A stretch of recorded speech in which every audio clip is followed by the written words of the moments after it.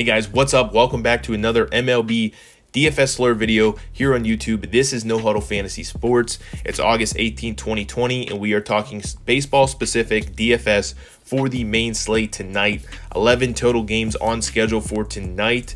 Whether you're playing DraftKings or FanDuel, games start at 7:05 for the main slate tonight. The only concern right now I see is Cincinnati at Kansas City. That is part of that 11 games. It's available on both DraftKings and FanDuel.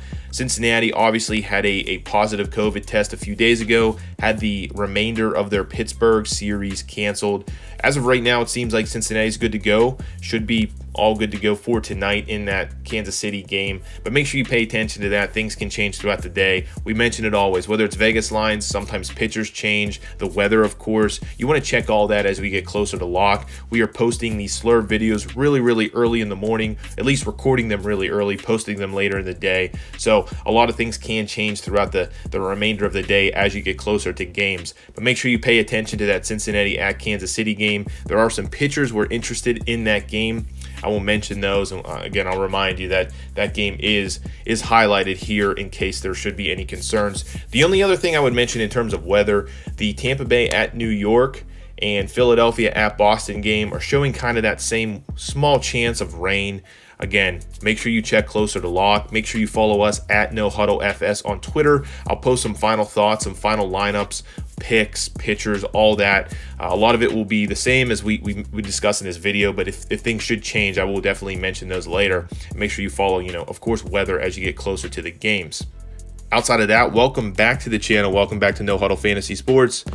I'll scroll over to a main slate on FanDuel. Of course, we are diving into the FanDuel app here, going to talk about pitcher stacks, one-off bats. All the pricing will be specific to FanDuel. If you're playing on DraftKings, a lot of the analysis does apply, so hopefully this is still helpful. Pricing will be slightly different. Double pitchers, a lot of different things you want to note as a difference between the two. But a lot of this analysis in terms of the players, the pitchers, the stacks does apply over at DraftKings. So hopefully you do find this helpful. And as always, make sure you subscribe to the channel. Give this video a like if they are helpful. It's the easiest way to help this small No Huddle Fantasy Sports channel grow and be a part of this community. So let's not waste any more time. Let's jump directly into pitching here. Number one, the most expensive guy at $10,400 is that Cincinnati game. That's Luis Castillo in a great spot pitching in Kansas City. He's a high strikeout guy, but I will be avoiding him most likely tonight.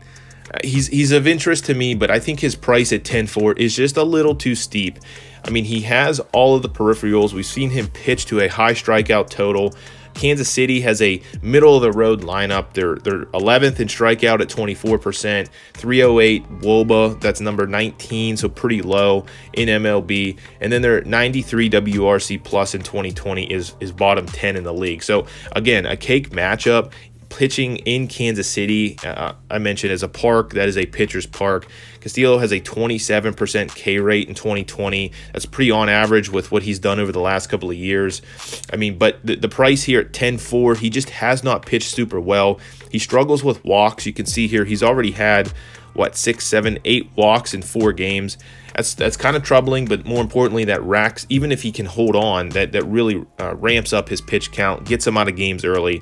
I like him tonight. I think he's in a good spot. I can understand if you want to pitch him or play him. But at $10,400, compared to some of these other guys, that's just a little too pricey for him at the top here. But the guy directly under him, probably the most owned guy tonight, but guy I'm definitely number one on my board, interested in at $9,900 is Yu Darvish, in a great spot, pitching at home against St. Louis. A lot of key things I want to mention here. St. Louis is coming off of a doubleheader, so that should affect maybe a little bit their bats there. More importantly, they've barely played this year, so again, didn't have much time to really get acclimated to the game. Have missed several weeks because of COVID. A lot of different things going on with that St. Louis team. And as I mentioned, coming off of a doubleheader. In terms of their stats, because they haven't played much, there's not a lot to go off for 2020. Nothing I would seriously rely on, but they're middle of the road in almost every statistic, so they're not towards the top. There's nothing threatening about that lineup, at least right now. Their best bats are, right now, at least, right-handed bats such as Paul Goldschmidt. So that's kind of at least neutralized by the fact that Yu Darvish is a right-hander. And he himself has pitched really well in 2020. You can see here he's 3-1 with a 1.88 ERA. He's coming off a great game in Milwaukee. I mean, at home versus Milwaukee, 7 innings, 11 Ks. So he can really rack up the Ks, has a 30% K rate in 2020. That's number 2 on this slate, at least from what I've looked at. So a really, really good statistic there, can really pop up that upside for him. He has a .38 home run per 9, so he's not giving up home runs, not getting damaged by the long ball. Again, all good things here. He is pitching at home. Always like to take home pitchers. Chicago is a huge favorite at -186, at least at the time of this recording. So he should get that W, or at least be in line for a quality start and get that W. I unfortunately at this time don't have a line or a specific run total for St. Louis. It hasn't been released yet, but you got to understand it's probably right at around 4, if not less. All good things again. Chicago can be, in terms of the Cubs park, a hitter's park, especially as the weather gets warmer. But today's weather does look very favorable in that park for pitchers. It's a later game, 8:15. Weather's right around 71 degrees. The wind's blowing in 11, or at least double-digit miles per hour. All these things could change later on. An 8 over-under total on the game right now. Just don't have a line for St. Louis. So all good things in favor of Yu Darvish here. I think he's in a great spot. Easily could rack up a double-digit strikeouts again, go 7 innings, get you that quality start and that W. And I like that he's under $10,000 still. He should be the 10-4 guy. Kind of flip-flopped with Castillo and for Cincinnati, but he's not. And I do like that. Just keep in mind he will be highly owned. The next guy I want to mention here, my number 2 pitcher is Kenta Maeda, 8,800. He's pitching at home for Minnesota against Milwaukee. I understand people, are a little worried about him. He doesn't go long into games. It was the same thing with the Dodgers. They seem to pull him pretty early, even if he's having a good game. That second, third, fourth time through lineups, I guess, is where Maeda does struggle. But in general, he has made it work. He's gotten 5 or 6 innings. He keeps putting himself in the position to get a quality start. Has 3 quality starts in a row. Minnesota is a favorite tonight at -153. So again, a home pitcher, a decent favorite. Should get that quality start again. Should get that W. Milwaukee is projected at 4.06 runs. So bordering that 4 total, which we like to attack in terms of pitchers versus lineups. But more importantly, Milwaukee strikes out at a very, very, very healthy high rate, at least so far in 2018. You think about some of their bats, 2020, some of their bats such as Ryan Braun, big, heavy strikeout right-handers, but they strike out right now at 28% in 2020 versus right-handers. That's number 3 overall in baseball, the 3rd highest total in all of baseball. And Kenta Maeda himself is a decent strikeout guy. He doesn't have a lot to show because he gets pulled early. But when you're talking about 5 innings, 6 Ks, 6 innings, 6 Ks, those are good totals. Right now he's sitting at 24% in terms of a strikeout rate for 2020 in general. Usually floats around 27 or 28, so there is a bit of a room for an improvement actually on that total. I think tonight is a great matchup. Like I said, pitching at home, decent favorite, should get that quality start. A low total for Milwaukee. Kenta Maeda, if he sticks to his normal, 25 to 30% strikeout rate, floats right in there. You could see 6 innings tonight. You could see 6 or 7 strikeouts at $8,800. I think he's a great play. He can get you 40 to 45 points in a good spot here. Pitching at home for Minnesota. I mentioned Castillo. Again, if you want to pay that much, certainly he is in play. I'll be avoiding him, going with my Darvish and Maeda, mostly in my lineups. Blake Snell is the only reason I'm not interested in him tonight. He does have a huge strikeout total. The New York Yankees are missing a ton of good bats, including their big right-handed bats of Judge and Stanton. I just don't like the position he's in, pitching on the road in New York. There still are some threatening bats in that New York Yankees lineup. There's some guys that are starting to hit, such as Hicks, such as Sanchez. They still have power. They still have a lot of right-handers. I just don't like the position he's in tonight. But I certainly can understand at 8-4 why you would take Blake Snell. High strikeout guy, has always pitched well. It's just, again, just not a position I'm ready to go with tonight. But if you want to come down just a little bit, the lowest I'm willing to go is Gonsolin for Los Angeles, pitching at home tonight. A 7-10 game in Los Angeles, which is unusually early for Los Angeles.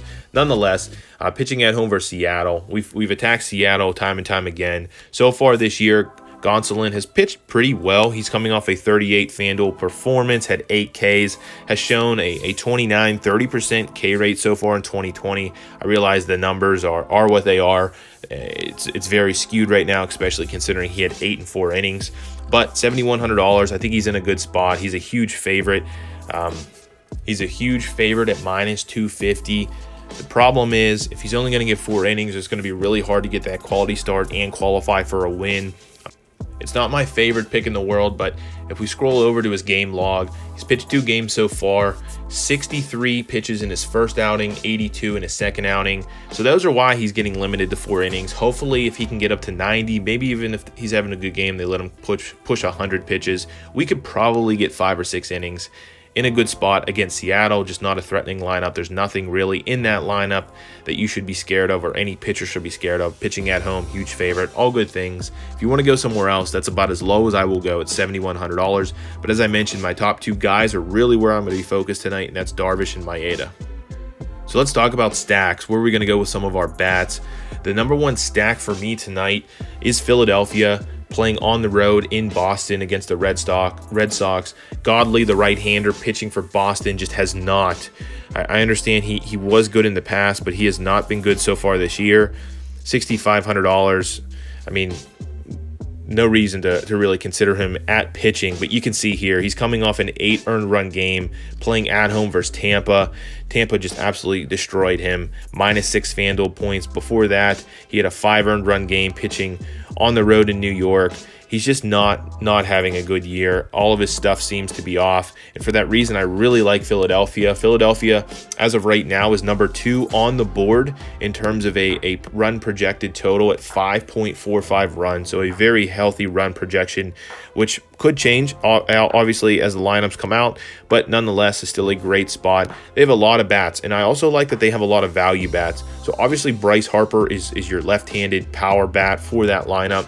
And I should also mention, in general, Godley, if you want to hear any of his stats, just number 1 in almost every stat right now. 359 WOBA to lefties, 361 to righties. That's number 1 on the board. 5.88 xFIP to righties, number 1 on the board. 15%, very low strikeout rate. The lowest strikeout rate to right-handers. Again, 15% is number 1, or 30 or whatever the number is. He's the lowest on the board in terms of the strikeout rate on the slate. He's getting hit hard at 40% and giving up 1.74 home runs per 9. And those are right-handed stats outside of that WOBA I mentioned. So he's getting hit very, very hard by right-handers. And that's kind of the number 1 reason I like this stack, because all the value bats in this lineup, such as Andrew McCutchen, who leads off, are value bats. Even Rhys Hoskins is under $3,000 now. You could go a number of different ways here. You can see here, Didi, the left-hander. But based on their projected lineup, like I mentioned, McCutchen, Hoskins, Harper, Realmuto, a little expensive for him in my opinion, but Didi, Gregorius is in play at under $3,000. Depending on who they roll out, whether it's Segura or somebody else, he's only $2,900, I believe, $2,700. He might be injured, but again, I really like this Philadelphia stack, just in a great spot. So far in 2020, they only have an 18% K rate versus right-handers, so under 20, meaning they're hitting the ball versus righties. They're top 10 in WOBA versus right-handers, and they offer value, which helps you fit someone like you, Darvish, in your lineup, especially. Let's see here. If we put him in, you're at $3,300. Obviously, you can't stack 5 guys, but just highlighting some of the best players on that team, some of the best bats, and you still have $3,300 with you, Darvish. Just really, really like that Philadelphia stack. High projected total, playing in Boston, a hitter's park. Godley is just struggling. He could, Philadelphia could put up a real crooked number here on the road. Always like road stacks with that 9th inning extra at bat. All good things here for Philadelphia. I do really like them. I also really like the Nationals tonight. Again, pitching on the road versus Tomlin, a former Cleveland pitcher, a guy that is making his first start.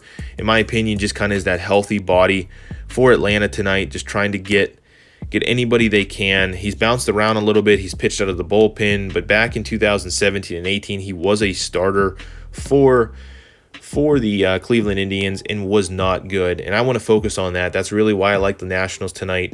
Again, you don't have much to go off of if you just, search the game logs or look at some history over the last couple of years, because he was so bad. He went to the bullpen where he was obviously much better, only pitching an inning or two, was able to get out of binds, all that stuff. But the Nationals tonight projected at 4.75 runs, which is top 5. Actually, it's not top 5 on the board. It's under 5, so maybe not the most attractive number. I think they'll go under own for that reason. We just saw them put up a crooked number of 15 runs in one of their last games, so they can just go crazy given the right situation. Tomlin, the right-hander here, is that situation I want to exploit. Going back, I wanted to focus on 2017 to 2018 for him, when he was actually a starter. He made 35 starts, pitched 211 innings, so again, we have a good sample size to go off of. During that time, he gave up a 391 WOBA to lefties, 335 to righties, 4.61 xFIP to lefties, 4.43 to righties. So he is better against righties, but he is just still really, really bad overall. 16% K rate, super low to lefties, only 18% to righties, getting hit hard at a 40% clip to lefties, 36% to righties, and giving up 2.33 home runs per 9 to lefties and 1.83 to righties. All numbers with a huge sample size that are really, really bad. Again, just a really bad pitcher in Tomlin when he's been a starter. Will he last more than 3 or 4 innings? Probably not. It's only his first start, so they might even limit him because of that. But I can't imagine he has a good game. I can't imagine that the Washington Nationals can't exploit him. Now, where can you go with the Nationals? Obviously, Juan Soto is just absolutely crushing the ball right now, and he's one of my favorite plays on the night. I mean, you're talking, oh my goodness, 1, 2, 3, 4, 5, 6, 7, 8 of the last 10 games. He's put up 20 plus, including a couple 40 burgers in there. He's just absolutely crushing it. You have to have Juan Soto in that lineup, but they are still a value all across the board. Let's see here. If we go Asdrubal Cabrera in a great spot, I wanted to mention him specifically because he's only $3,300. We saw him have that multi-home run game in that I think they put up 15 runs a couple days ago. So just a great spot. Trey Turner's in a good spot. But you can come down here. Here's your values. Adam Eaton typically batting first or second in that lineup. Good price. Lefty offers you that lefty. But even if you want to go really, really super value, a guy that just started hitting the ball, so I don't mind it too much. But again, you're trying to save some money here. Eric Thames, $2,300. You can see here, as I mentioned, not having the greatest season. I'm not trying to suggest that in any way, but he had a home run last night, so maybe he's starting to heat up. But again, only $2,300. I want to just show you again, if you do it right and you put some of these value bats in, a little bit more expensive overall than the Philadelphia Phillies. Again, that's why I like them so much. But at number 2 here, it still gives you a lot of room to play with Yu Darvish.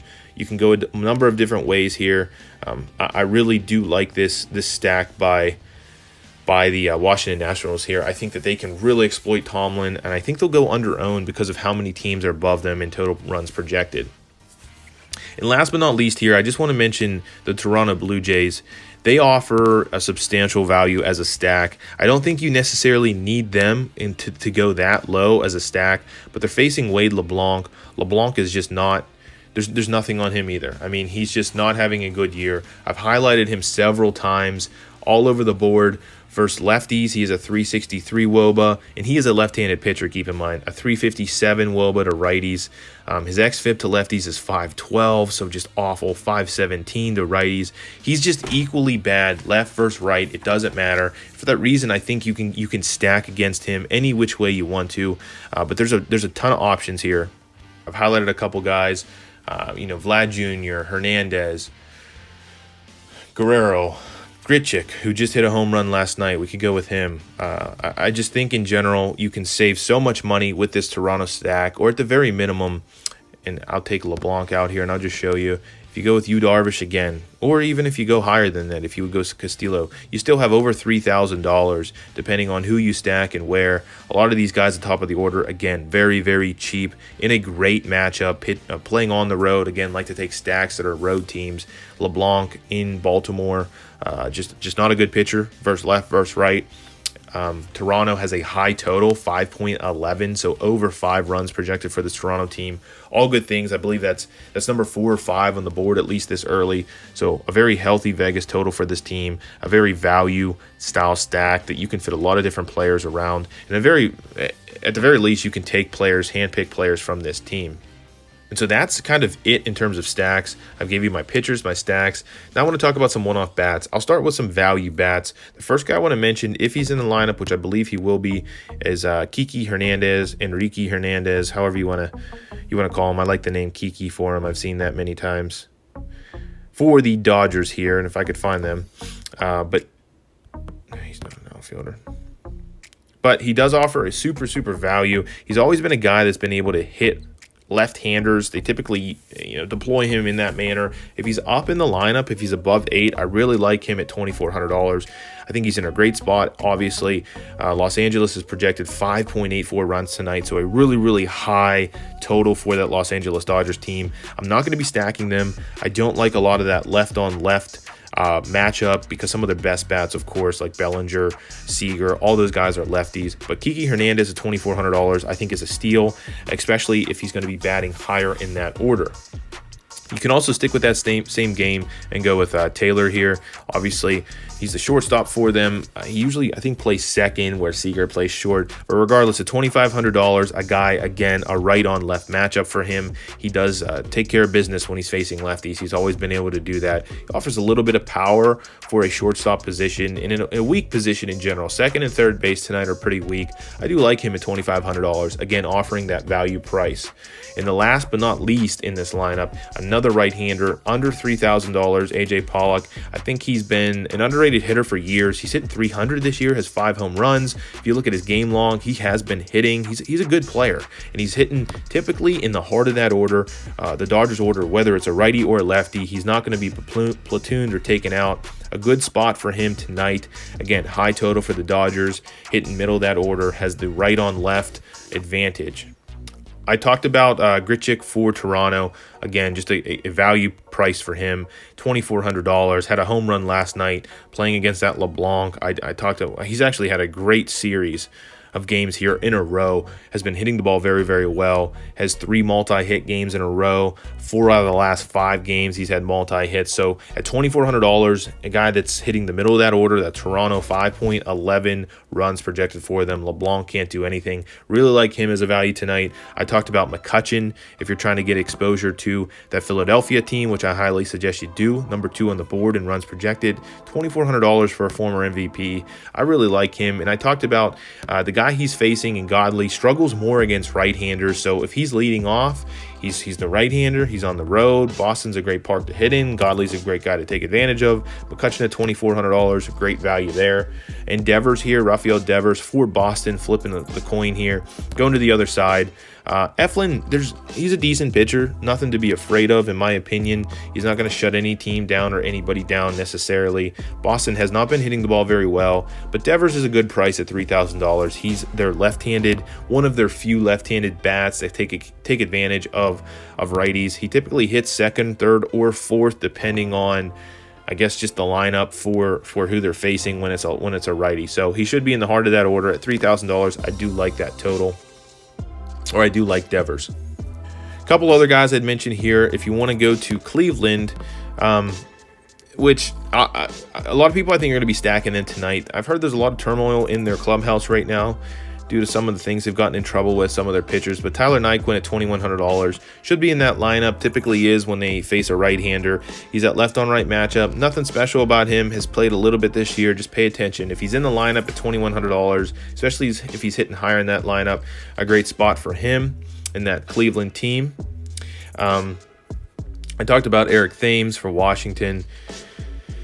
Good spot for him, really cheap, $2,300. Gets you exposure to that lineup at a very, very reasonable, cheap price. Going to the Pirates here, you can basically play any Pirate. I'm not going to be stacking them. A lot of people will like. I didn't talk about Carrasco. Really, really quickly, let's look at him. He's a good pitcher. There's no doubt about it. High strikeout total, but his peripherals are getting worse. Every game he plays, he seems to be getting a little bit worse. Nothing is super alarming, but just where he's priced around, I'd spend $100 for Darvish. I'd also bump down $1,000 for Maeda, and that's simply the case with Carrasco. Now, I wouldn't take the Pirates against him as a stack, but these guys are hard to pass up. $2,500 for Josh Bell. They're lefty. He's a switch hitter, but they're lefty that typically takes care of the power in that lineup, that left-handed power. Gotta like Josh Bell, $2,500. You could also go with Frazier. I mean, he's like, I think he's, $2,200 leading off. I mean, these are just ridiculously low prices for, I understand they're a bad lineup, a bad team. Carrasco's in a good spot versus a very bad lineup. But we've seen the Pirates put up runs. You can't deny $2,200. I mean, that's just too cheap for a left-on-right matchup. And then last but not least here, Colin Moran. He's probably their best bat this season so far. $2,800 though. Again, saving so much money going down to him, getting that left-on-right matchup. Has a few home runs on the season. Was leading the league for a little while. But still a good spot for all those really cheap Pirate bats. Now, if you want to talk about expensive bats, we certainly can do that. And I talked about my favorite, which is Juan Soto. I don't know how you pass. He's $4,700, so I guess I understand why you'd pass him up. But he's hitting 409. You want to talk about Charlie Blackmon setting the record? Well, this guy's right there too. 409 with 7 home runs, just his mashing the ball. I talked about him in that stack. Juan Soto in a great spot versus that very bad pitcher in Tomlin. Bryce Harper, the guy he's kind of replaced, playing for Philadelphia, $4,200. Good spot for him also, having a great year. I do like Mookie Betts to get exposure to that Los Angeles high total game. Mookie Betts is probably the best, most expensive bat there. I also do like Austin Meadows. I like him anytime he's kind of in that $3,500 range. Playing in New York, Tanaka's a good pitcher, but Meadows leading off, left on right matchup, is just a guy that is a very good hitter. I like him at $3,600. Trey Turner, mentioned him. For Washington here, $3,400, coming down in price from some of those guys. Also, if you want to go back to that $3,600, go back to that Cleveland-Pittsburgh game. $3,600 for Lindor is a good spot. He's a great hitter. I mean, in $3,600, he probably should be priced higher, around $4,000, but he is what he is right now. Sticking with the shortstop position, a lot of guys I like. Now, we played him last night. We took advantage of Tim Anderson in a great spot. Right on left, the guy that mashes left-handed pitchers. He's playing against a left-hander here, a rookie call-up, and a supposedly going to be an elite pitcher. He's a high prospect for Detroit. This kid's only projected to go about 50 pitches. So I don't like Anderson that much, but if he can take advantage of a rookie left-hander here, maybe get 2 at-bats against him, you could see good things in that left-on-right matchup. And similar deal, sticking with that same game, Abreu, a little too low on price on him at $3,000. We all know what he can do, but a power righty versus that lefty for Detroit. Again, that lefty will not last long, maybe only get 3 innings, maybe 4, so maybe you get 2 bats against him, but $3,000, hard to pass his price up. And then last but not least here, going back and getting some exposure, and this is kind of what I'll do for this Los Angeles team. I think I'm just going to hand select some bats. I'm not going to fully stack them, try to be unique in that sense, but Justin Turner, sorry, not Trey. $3,200 hitting 287 with 2 home runs, right on left matchup. Guy that hits lefties, hits everybody well, but hits lefties certainly better than he hits righties. So those are kind of my one-off bats. This video has taken a little bit longer than I anticipated. I thank you guys for hanging in there with me. I hope these videos are helpful. Thanks for paying attention to this MLB DFS Slurve video. This is No Huddle Fantasy Sports. As always, thank you again for tuning in. Please make sure you are subscribed to the channel. Give these videos a like. Check us out at No Huddle FS on Twitter. I use for these videos, for all of our videos, all the information I put together, Daily Fantasy Nerd, in my opinion, the best baseball optimizer available. Link down in the bio, the description of this video. You can get a free month, I believe, by following the affiliate link. Please check it out. Feel free. You'll do much better, I promise you, especially finding some value bats. But as always, thank you again so much for tuning in, and I will check you out in the next video.